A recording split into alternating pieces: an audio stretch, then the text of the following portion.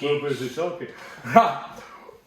Welcome back. Yeah. We're on part Round four. Round 4. Yeah. Do you know, the people that are staying and watching this, they've got some determination. It is. Okay. So we were talking earlier about the stuff you've done like when you first started and your career, as you've progressed on, and everything. But I've been on IMDb today. Yeah. And you've been in some of my favourite programmes, like The Detectives. Oh yeah, with Jasper Carrot and Robert Palin. Jasper Carrot and Robert Palin. What did you do in The Detectives? I played a farmer again. Yeah, played a farmer. Yeah. And it was great because afterwards I did a one-man show a few years after that. And somebody actually said from the audience, who's the best person you've ever worked with? And I went, oh Jesus. And I went, you worked with Jesus? And I went, I actually did, Robert Powell. Yeah. And that was it, Jesus of Nazareth, weren't it? Yeah, because I'm a big Jasper Carrot fan. I loved his, because at that time, his humour, they were Jasper Carrot and Phil Cool. Oh yeah, Phil Cool with all the rubber faces and everything like that. Yeah. He did all that. But also, it's like some of my heroes when it comes to like theatre and films and things like that. Robert Lindsay. Oh yeah, Bob. Yeah. Right. Yeah. Now Robert Lindsay, Derbyshire lad, I believe he's from originally. He was in one of my favourite films because I'm into coal mining. Burt Rigby, You're a Fool. Oh yeah. And things like that. But you were in GBH and Jake's Progress. And also first worked with Robert in Get Some In. Oh, Get Some In? Yeah. Yeah, I bet you remember that as well, don't you? Oh, yeah. With Tony Selby. Tony Selby, He was the... it was a bit like... A rugby player then, Yeah, a bit like Dad's Army type of thing, wasn't it? Get Some In. With the RAF rather than the Army, Yeah. And Robert Lindsay were in that. Yeah. Our times have changed. And Julie Walters. Yeah. As well. I worked with Julie a few times as well on at GBH and Jake's Progress. Yeah. Oh wow! I'll tell you what, some wonderful things. Now. And Michael Palin. Michael Palin. Yeah, he was in there as well. Yeah, because you were in, was it Ripping Yarns? Yes. Yeah. First worked with Michael and Ripping Yarns. In fact, I know we're going to talk about Summer Wine afterwards, but it was him that put me forward for the policeman in Summer Wine. Yeah. Because it was the same director. Well, the thing is, most of the stuff you've done is quite serious. Yeah. You've always played either, a thug or a villain or a detective, which is quite serious. Yeah. Where I think Summer Wine actually showed the comedy side. Yeah. How funny you are as a person. Yeah. Because you are. Then the only comedy I ever did really was commercials. Yeah. You know what I mean? I've done a few funny commercials over the years. You know what I mean? Yeah. So, well, it's like we said before about the Mansfield Bitter one with the genie. Yeah, and the John Smiths, it was Alan Parker, that directed that. Yeah. And went on to great things, like I said, Bugsy Malone, Bugsy and Midnight Express and all that. Wow. But when he actually said, the first one was the best after drunk 5 pints, I'll never forget that. I'll never forget that as long as I live. Made you sit there. Yeah. Oh, dear me. Yeah. Now, I'm looking through. Now, I don't remember Children's Ward. Yeah, I did Children's Ward. That was with Granada. Right. Yeah, and it was like a sort of early evening programme. You know what I mean? That's when it was shown. Yeah. So I don't think a lot of people in the older age group saw it really. It's funny because I did that, and a long time before that I did Angels, and I also did Casualty. So them were the 3 NHS jobs I've done.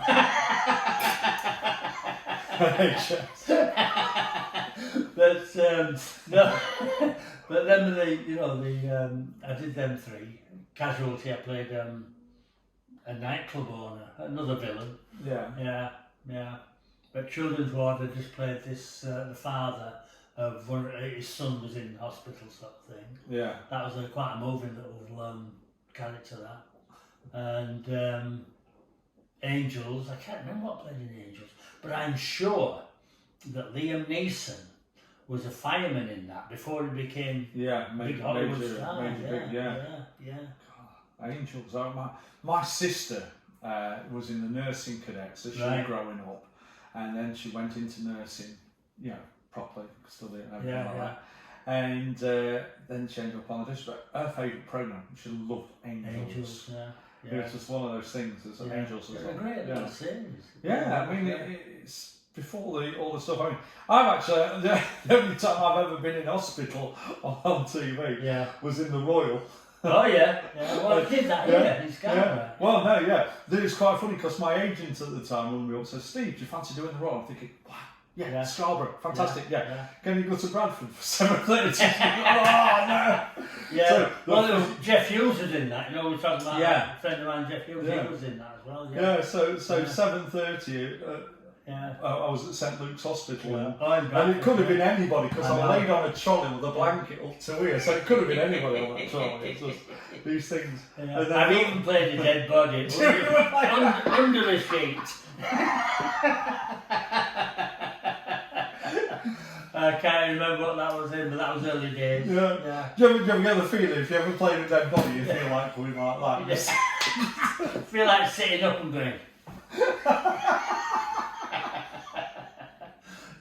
There must be some cracking outtakes on things. But, I've been on it's happened on the night. Only happened on the night a few times with various things I've done.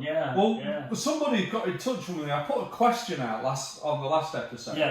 About anything that's any questions towards your career, and Christine got in touch with me and said, what was the most embarrassing outtake or anything like that that's ever happened to you she mentioned Summer Wine, but let's expand it to anything. What's when you think, oh God, why has that happened to me? Those kind of. I can't remember. I've done quite a few actually. I think there are a couple in Ruth Rendell Mysteries that we haven't talked about yet, and I think there were definitely a couple in Summer Wine, but I think it was mainly when I was with Tony Capstick. Who sadly died. He was like the first copper with. Well, it wasn't actually. Lewis was the first copper, and then he went to Brookside, and then Tony Capstick came in. Then sadly he died, and Lewis came back into it. But there's a few in that, and I can't remember what they were now. But there's a few in that, and the Ruth Rendell. The Ruth Rendell one was of George Baker. But I can't remember what they were. And I've seen them on there, but I can't remember what they were. So you wait till it's like it'll be alright on the night. I remember that. I know. It is, So Ruth Rendell Mysteries. I did that for 6 years. 6 years. And what was your character in Ruth Rendell? Sergeant Martin, another policeman. Another cop. A detective Sergeant Martin. And the daft thing is, they said, we want, we have to get a name for him, so first name, because nobody come up with it. And I went, how about Bob? And they went, Bob Martin. Bob Martin. You daft. And it happened years after that. Dog tablets. I did a thing called Cops as well in Bolton. Oh, right, I played an inspector. My God, you're going up. You're getting promoted at every job, isn't it? And again, they were called Inspector Stowe, right? And I said, we've got to have a first name for him. How about Felix? And I went, Felix? You daft. So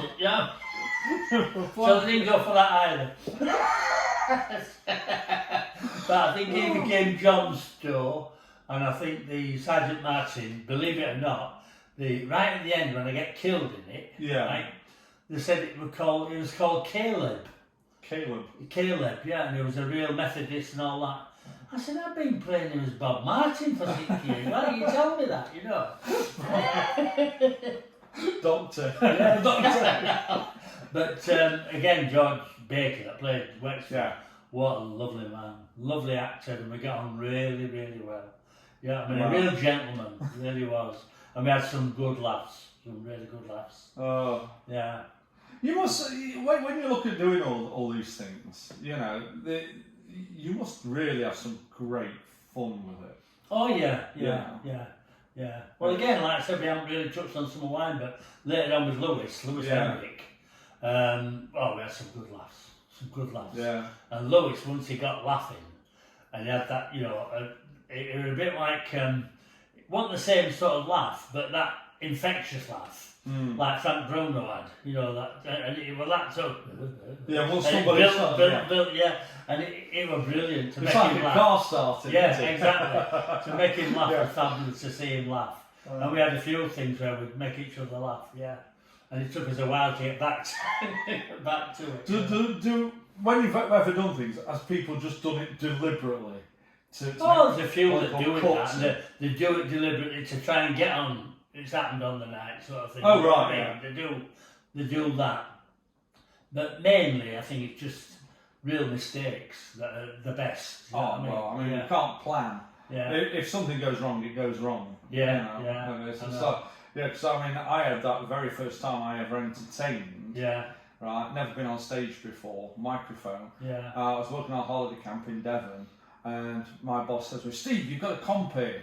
Now I'd gone from coal mining to working on a holiday camp. Yeah. No experience whatsoever.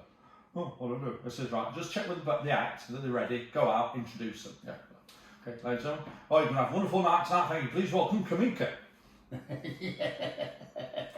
They're good when they're on. Nobody had told me that they needed the backing band, because all the acts we'd had for the 2 weeks I've been working there were all self-contained, and the band were at the bar. But these things happen. Things in life happen. Yeah. I did a thing right early on in my career for Yorkshire Telly called Boy Dominic. Yeah. And I played Gypsy. A different character. And I had to ride a horse and all that sort of thing. But in this, there was people like Brian Blessed, Hildegard Neal, and the older viewers will remember Richard Todd from the Dam Busters. Yes. Now Richard nearly every day arrived in the helicopter, right? Oh.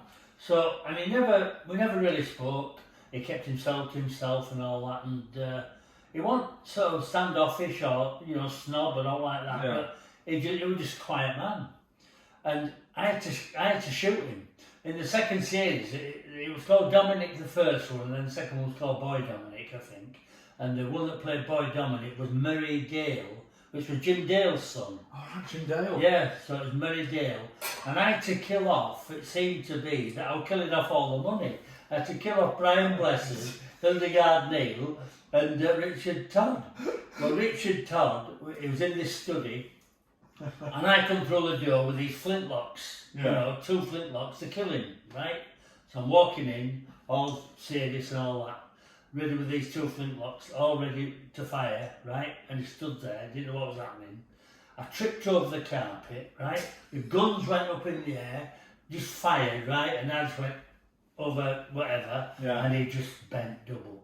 Absolutely, and it just broke the ice completely, you know what I mean? And that was it, and that was a mistake. I mean, obviously, but again, that was on one of them, I'll be all right on that one. Years ago it was on that. And after that we got on great. You know what I mean? Yeah. And Richard Todd, it's an old thing. Dam Busters, you know what I mean? It's wow. Oh, man. And there's loads of films of Richard, you know what I mean? Right. So, yeah. I mean, all that would be on TikTok. Yeah. A lovely it's on guy. TikTok, yeah. Oh, so amazing. But you know, brought me to kill the money off. Yeah. hey, Ken, here's a budget of what we're doing. Can you get rid of that one? I had to ride this pony, this black and white pony, this Pinto, and you had to stop on a mark. Well, I don't know if you've ever worked with animals, but animals and kids, they all say don't work with them. And, I had to ride up, stop on this mark. Well, once you've done it, a horse gets it in its head that it has to stop. Yeah. And it was stopping like 6 foot short, right? Yeah. So they moved the camera more forward and go again, Ken, right? Riding up, not the gypsy, you know what I mean? Boom, boom, boom. And they all stopped again. On its own mark, So they kept moving the camera, and said, look, whatever happens this time, we'll just go for it, because it was doing it. We got it in its head to stop. And it wasn't stopping on the right mark, you know what I mean? And you couldn't do it. If I'd have done that, then just egged it on a bit, it wouldn't have looked right. No. You know what I mean? So they ended up just putting it in. As it comes, Oh, you know when things have gone wrong, do you ever feel like you think, oh no? No, I swear. Embarrassing. Colourful use of the language, yes. And things like that. It's like, you know, we were talking before we started filming about people putting themselves down. Yeah. You know, which is a big thing with a lot of actors. They get what they call the Imposter Syndrome, they call it, because it's like not feeling you're worthy of being what you're casting. Yeah.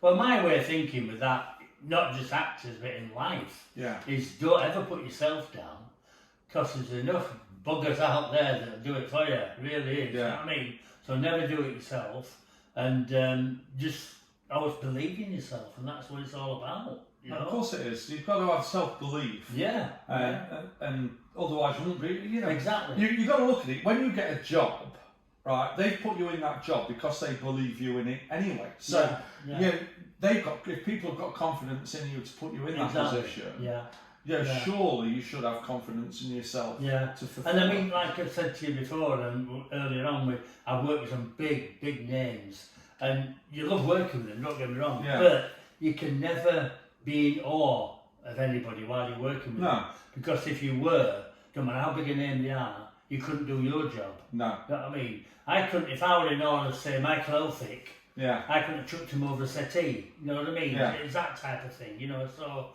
you can't be like that. You're just another actor on that day for you, you know what I mean? It is that. I mean, that's the big thing with acting. You are just an actor in respect. You're on an equal part of everybody. Irrelevant of their status. You know, could be an A-lister or a Hollywood star. You know, what's it? They're just doing a job. Exactly. They might be getting paid a lot and more they than could be, doing a a job. lot of them could be just as nervous as you know, as you are. But what with nerves, it's a great thing because you can use it, and you use that adrenaline. You know what I mean? And it's like, if I say worked with Albert Finney, like I've done, and all that sort of thing, I don't think, oh wow, and all that. I just think he's just been a bit luckier than me. You know what I mean? And that's all. You know, I must have been in on that day. You know? Must have to do a tea break.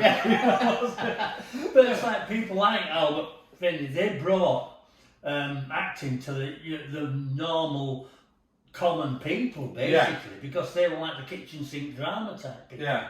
Whereas before that, all actors came from London and talked like that. You know what I mean? And then did a Yorkshire accent which were eat by gum, and that was it. You know what I mean? You watch some of the old films, you know, and you get somebody doing Irish, be Jamieson the guy, you know, and that was it, you know, and that they can try and get away with that, you know. It's a bit like Tommy Steele. Exactly. You know what I mean? And the thing is, then and nowadays, if you want an actor from Newcastle, you can practically get him from the road you're working in. You know what I mean? Because it's all over now, it's nationwide. And which is a great thing. Because it's a great thing that, you know, the sort of more normal kid has got a chance now at being an actor. But the worst thing of it is a lot of actors don't get the chance to do their accents anymore because they can get somebody that's genuine. Accent, you know what I mean? An actual accent from that area. And things like that. But there's so many out there that are wanting to be actors. It's like we talked about in the last one. They always say, "Oh, I'm an aspiring actor." You do away with the aspiring. You can go all you want. You know, and things like that. But you know, I was watching Alfie last night. With Michael Caine. Now, obviously based in London, and southern based. But again, bringing a natural accent into everything. And that's what it's all about, you know, and you get people like that. I mean, a lot of the remakes, and I'm not a great one for remakes, I really am, you know, but you look at a lot of the remakes, and nearly all Michael Caine's. Italian job. Get Carter. Right, Alfie. You know what I mean? Sleuth. You know what I mean? And I'm sure he must have his finger in all pies. He must be getting some money from all of them. And sometimes he has a small role in the remake as well, as you've noticed as well. As a cameo. I say a lot of people do that though, don't they? It's when the star of the original show or film, they get a cameo. Yeah. And one of them I watched. You got Starsky and Hutch. Oh yeah. The remake with Ben Stiller and that. Yeah. And then you've got Paul Michael Glaser and David Soul at the very end of exactly. it. Yeah. So there are. But the originals. I mean, I don't know why they make remakes of them, because they're not going to touch at all on the originals. They really are. I mean, the Italian Job with Michael Caine and Jeff Hughes again was in that, you know, and a lot of good people in that. You know, George Innes and all them sort of people. Noel Coward, you know, in the original. And you can't beat that. You can't beat that. You know, it's like I've seen remakes of Spartacus and stuff like that, and they don't work for me. They just don't work. It's just. You know what I mean? If it works as an original, leave it alone. Yeah. You know what I mean? But I probably think that they remake it for the new audience coming up that's not seen the original. Yeah, but they could just show the original. Well, yeah, you know what I mean? But they might do anyway. But like kids of today look at films that like I watched and everything. And they look at them as being a bit dated. All the effects aren't very good. The cinematography is not great because now everything's in like widescreen. You know, it's just. I think they get to a stage where they don't know what to write about. I mean, how many Robin Hoods have been made? I mean, unbelievable. Yeah. I mean, at one time you have that Robin Hood with Kevin Costner. Yeah. But at the same time, there was one with Patrick Bergin. And that was coming out at the same time. Yeah. You think, you know, how many do we need? Yeah. You know? Remakes of Russell Crowe's become Robin Hood. Exactly. Yeah. And that was a totally different type of Robin Hood. And then they made a new one with, I forgot his name now. Taron Egerton. Have they? They made it, it came out a couple of years ago. And Taron Egerton was brilliant because he was in the Elton John thing. Oh, he played Eddie the Eagle, which is brilliant actor. Yeah, but the Grey's in the Rocket Man, fabulous. And the Robin Hood that he's in, I'm watching it. It's honestly, it's quite aimed at a younger audience. It's very tongue in cheek. Is it? All right. I think it's done as a Robin Hood story.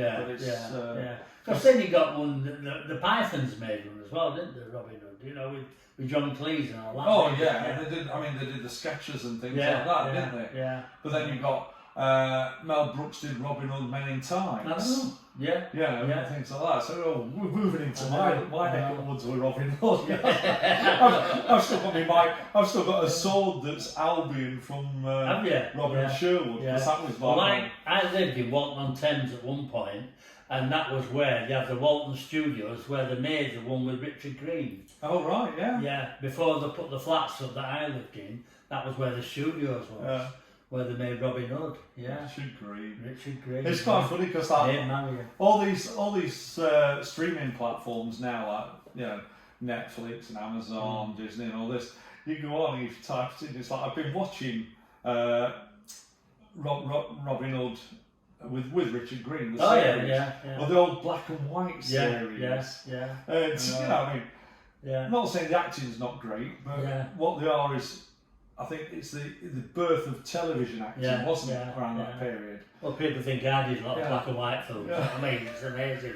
You know, like the dad with the boots on and all this sort of rubbish I get talked about, you know what I mean? You can tell you're getting older when kids say to you, Dad, what were it like in older days? Yeah, what were it like in old days, What did you do when it came into colour?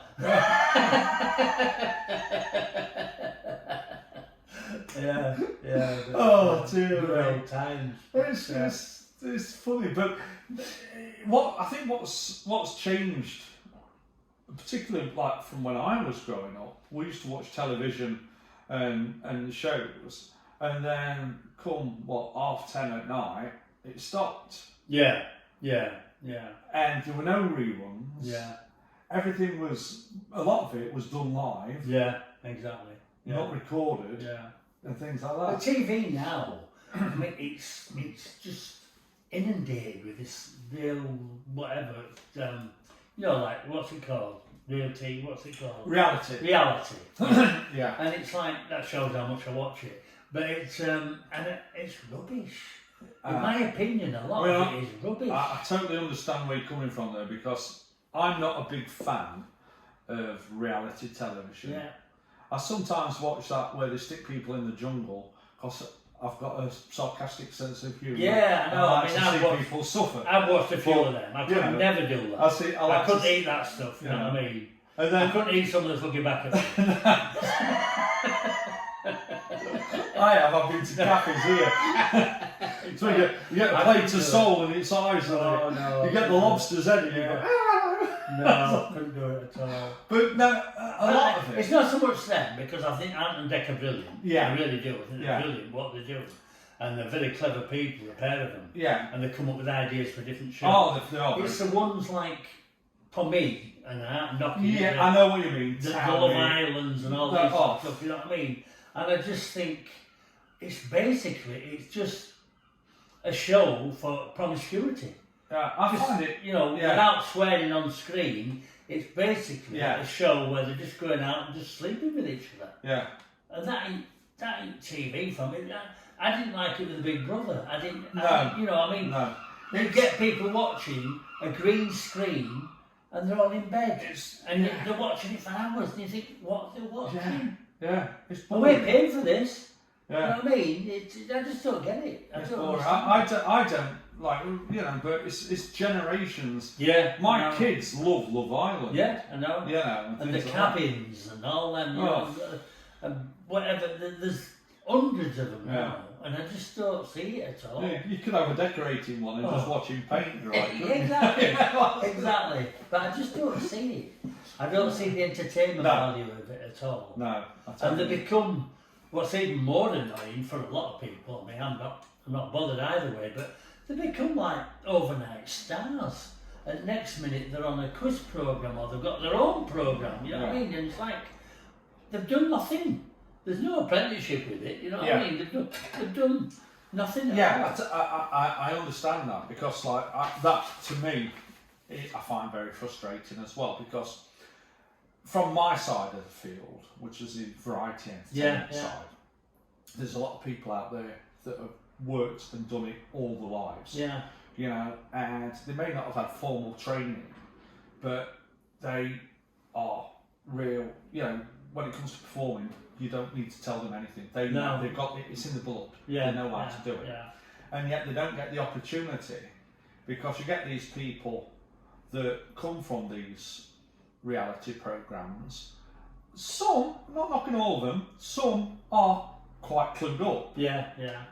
But some, I'm sorry, I know. You get some that, and to me, they were born entertainers. And they've got maybe about 3 programmes going on now. Something like, say, Ryland Clark. Yeah. You know what I mean? Well, I think it's really good what he does. It is. But it's on everything. Yeah. You know what I mean? And they're gonna use him too much in the end. It's overkill. Yeah, it is. I mean, because he's on radio too. Yeah. He does radio shows. He's on the TV. He's doing Supermarket Sweep now, isn't he? Yeah. And he is good at doing what he's doing. I saw him on Ready Steady Cup the other day, and it must be a news series that that, and he's doing that one, and then he's on that Strictly Dancing. He's on that one where they do the follow up after Strictly Come Dancing. The evenings. He does that one, and does commercials. And, they're going to overkill him. Really that goes back to what we're talking about in the last one. You've got a set few people that's doing everything. Yeah. But it shouldn't be. There's a lot of people out there that work the backsides off to earn a living and are not given the opportunity. Exactly. And don't get me wrong, Steve, it's not a jealousy, because I'm not jealous of anybody, never have been and never would be, but it's just an understanding. I don't understand the way that the producers are going with a lot of it. I just don't see it. And I might be old fuddy-duddy and, past my prime or whatever, but I don't see... I watch a comedy, so-called comedy today, and I'm sat here and I haven't even got a grin, never mind a laugh. I know where you're coming. And I'm just thinking, where's this funny? Yeah. And a lot of the comedians, I mean, you don't have to always be the Morecambe and Wise, the Tommy Coopers, all these to me they were great comedians. But you've got people like Lee Mack and you know, people like that, and Miles Jupp and Rod Gilbert, brilliant comedians, but they spoil themselves by effing and blinding. Yeah. And they don't need to do that. They're funny in their own right. Yeah, I mean, that's my thing with Lee Evans. I love Lee Evans. Yeah. He's a fantastic, I mean, the films he's made, brilliant actor. When it comes to comedy, his shows are amazing. I know. I love it. I'm call me old-fashioned, but I don't like language. Yeah, there you go, I'm old-fashioned. I don't like bad language. No. But what's happened, because of, like, we're moving on to just a discussion about language now. What's happened, you see people using bad language as a colloquial language. Exactly. Yeah. Yeah, you see them on the mobile phones and they're effing and blinding as they're walking down the street. It's not so much a matter of... kids that say that. Yeah. You know what I mean? You go to school gates and they are they're effing and blinding. And you're thinking, where's the decency of people? I know. Well, I watched a show. I watched a show with Lee Mack, who I like. Yeah. Right? And it was great, and I was laughing here, and then all of a sudden it come out the F word and the C word, and I thought, why have you done that? Yeah. You didn't need that to get a cheap laugh. You don't need that. Yeah. You're funny anyway. Yeah. I mean, there's I watch him in Whose Line Is It Anyway? You know what I mean? And he's great. He's one of the best on there. Oh, very much so. You know what I mean? And it's brilliant.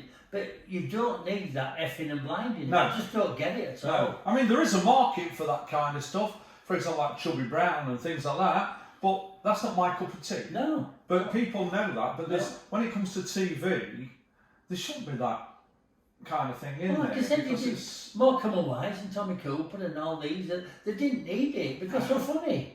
Yeah. Normal Wisdom, they were funny. Oh, you know what I mean? Yeah, they didn't need to sort of swear. Yeah. Like I said, it might be whatever, old-fashioned or fuddy-duddy or I don't know what it is, but I just don't get it. I don't get it.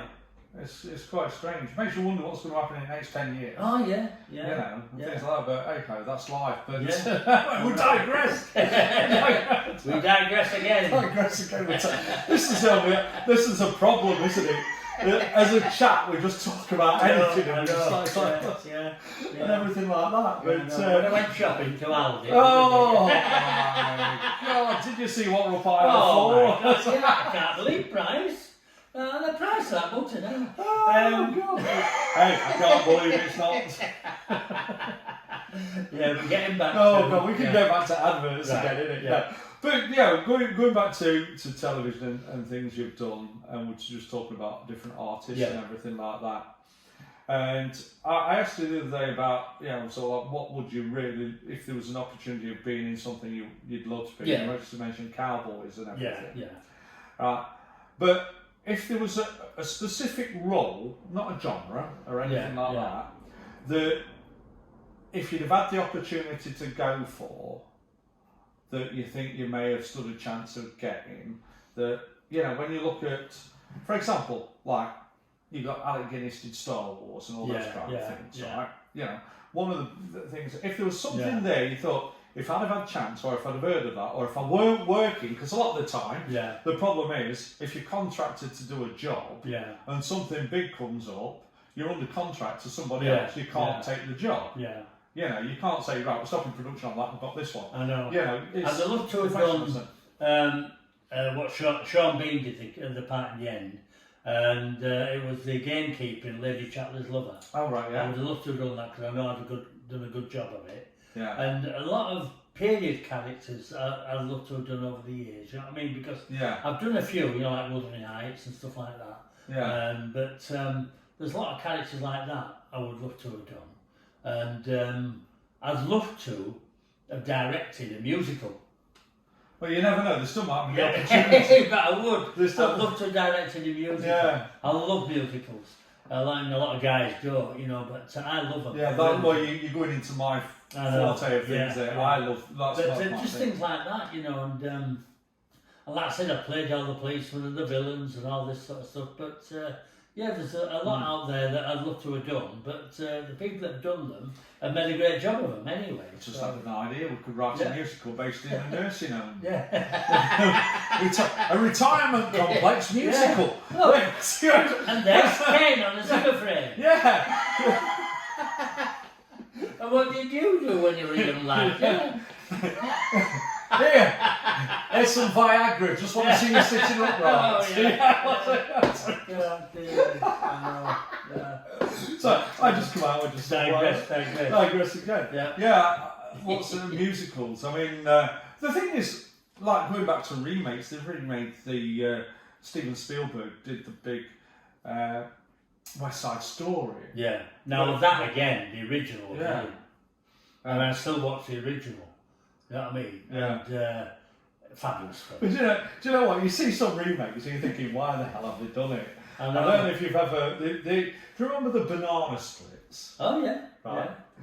Yeah. Somebody's made a horror version of the Banana Splits, right, in America, and you can actually... That's what I think. I think they're out of idea. Yeah. To do. Yeah. You know what I mean? It's like having Muppets and Psycho Killers, exactly. isn't it? Yeah. And what was the other one? Muppets on Elm Street. Yeah. What was the other one? Chucky or whatever. You know what I mean? My kids love the Chucky thing. Yeah. And my youngest one, who's just finishing his degree in film editing, he's a brilliant film editor. Yeah. So if anybody knows anybody who's editing, let me know. It's really good. I'm touting for work for them. But he was into Chucky. Yeah. And so, talking years ago when I was still married, once bought him this little Chucky doll. Yeah. And I thought, oh, I love it. Right to death. Yeah. It was a frightening thing. Oh yeah. I love it. Yeah. I've never been a great lover of horror films because, like I said the other day, I'm squeamish, and some of them, you know what I mean, like The Exorcist and all that. I mean, I've seen them, but I couldn't. At one time, I couldn't watch them. I really couldn't. I used to watch Doctor Who from behind the couch. Oh yeah. I was like one of them. I couldn't do it. But it's like when you watch Chitty Bang Bang, that kiddie catcher. Yeah. I'm sorry, he scared me. But I used to have a video shop in Manchester when I was married, and then we had all the horror films on the shelf. And I made myself watch them because people would come in and say, what's it like? What's that like? So I had to watch more of all the films. This is like everything that you do, it's research, isn't it? It's like changing character roles. Yeah. When you're looking at doing, for example, you're looking at a policeman, you've got to find out what a policeman does. Instead of just going into it willy-nilly. Yeah. You've got to do your research. I know.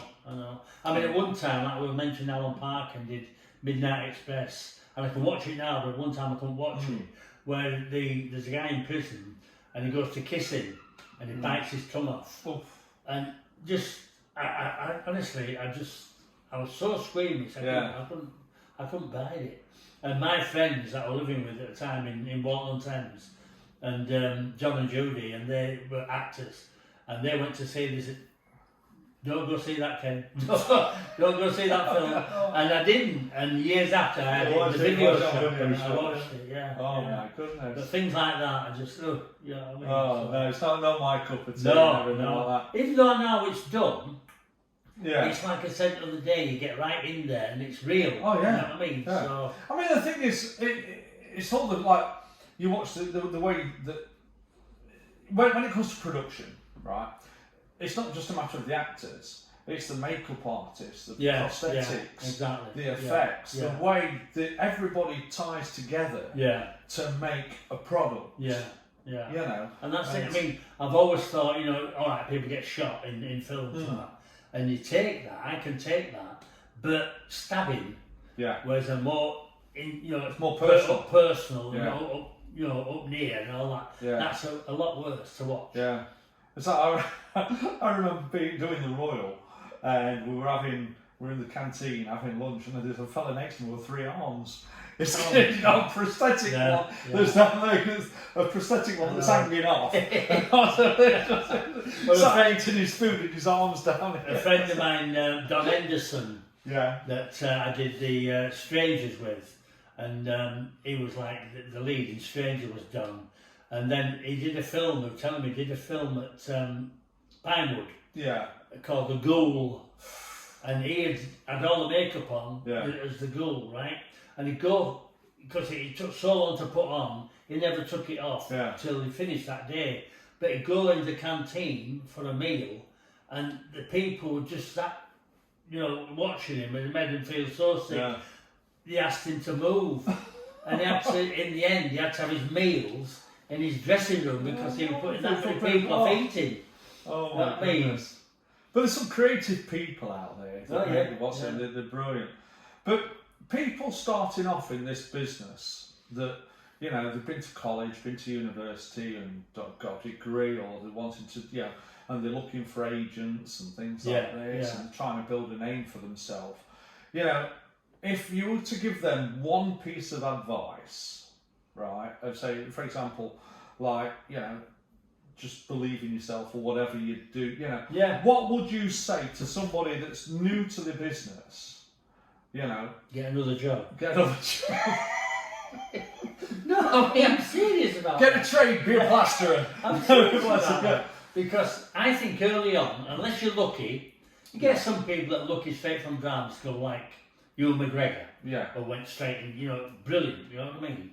But a lot of actors in the early stages are just doing bits and going for jobs, not getting them. And I think what I did as well, I did a market in down south when I was living down south, and I had a friend bring me things from the mills up here, and I used to sell like things on the stalls sort of thing, and they were like all the sort of industrial stuff that they didn't have down there. I used to sell, and I had this regular market, and in the end, that's what I used to do in between jobs, so it kept this.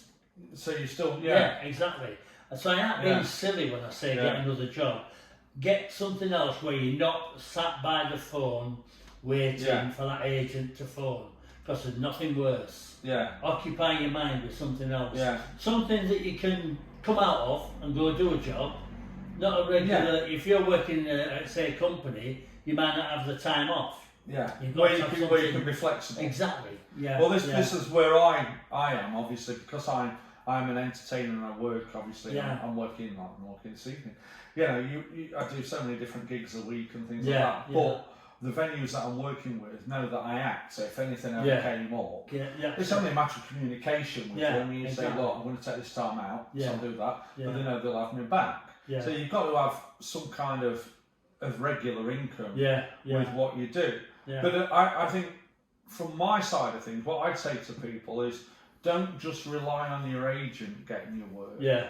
You've got to be able to dig for your own. Well, that's it. The agent's good for dealing with the money side and the legal side. But you've got to be able to keep searching yourself. And talk to other actors as well. You know what I mean? Sadly, there's a lot of actors out there that they tell you about a job after they've been for it. You know what I mean? Whereas I was one that would tell you about a job if I was going for it. So you could go for the same job. And that's my way of thinking. Because at the end of the day, a lot of the TV is how you sound, how you look, and that's it. So it doesn't matter. No. But a lot of people are that frightened of telling you about a job in case they don't get it. And I had a few friends like that, you know what I mean, that never told me. For example, if there was a job going up and they're looking for somebody to play a northern father, and the demographics were between 50 and 80, we could be going for the same job. Exactly. But does it matter? Because they take whoever it is, because that's what they want to see. Exactly. It doesn't matter, does it? No. No. But I think a lot of cooperation, for example, like we're doing this. I asked you if you'd want to do one interview. You suggested doing a series. We've settled on a 6. It's like, it's to enhance both of us and what we're doing. And that wasn't because I want more time on that camera. It was because I've done that much. You couldn't possibly do my career justice in one interview. No. You really couldn't, and that ain't been clever. You just couldn't have done that. And I think it's been a lot better because we've got like halfway through, right? And there's still loads that we've not talked about even early on. But there's that much, a lot of them I forgot about. I've forgotten about getting some in. You know what I mean? It just came up then about Robert Lindsay. You know what I mean? And so there's a lot of things to talk about. So we couldn't have done it justice. No, it wouldn't have been fair on me, or you, or the public. No, but I think what's great is that we're both prepared to work with each other. Yeah. And you've got to be flexible enough and to do everything. it. But I think that should be everybody. Anyway, I think we should be winding. Everybody will be going to sleep again. I mean, my drama teacher said to me the other day, like, Stephen, you've not got to do any more of those interviews. I cannot stand in that time watching it. Please don't do it. But when you put them online, I end up watching them last thing at night, when I'm in bed. Send you to sleep. But they're really good because all I do is we don't edit it. All I do is I focus in. Obviously, I adapt it so we see you or me or we both of us, but we don't cut it. It is as it is. And I think that's really nice. Anyway, I think we'll wind this one up there. Did you get all your questions out? If anybody's got any questions that you'd like to ask Ken, with regard acting, with regard anything he's been in, regard last of the summer wine, anything like that, please, send us a DM, a direct message, or anything like that, right? Or if you could post on back of a £5 note, just write Ken Kitson, Scarborough, it'll get here. Everybody knows you. And if you see these, if you watch them, please share them on Twitter, on WhatsApp, on Facebook, Instagram, whichever media you use. If you use them all, please share them. Thank you. Okay. So we'll see you next time. 5 coming up. Number 5. All the best.